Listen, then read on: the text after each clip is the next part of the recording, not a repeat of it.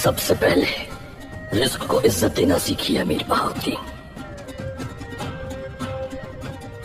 उसके बाद सरजमीन के मकाम और मंजिलत को समझिए।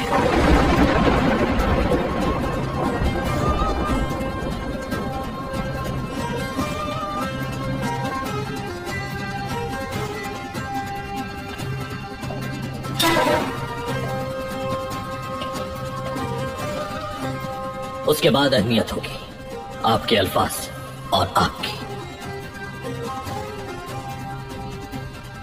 अर्तुगरुल सरदार, हद में रहिए अपनी। हर शख्स अपनी हद जानता है अमीर बहाउद्दीन। आपको भी जानने की जरूरत है। खाना अल्लाह की नेमत है।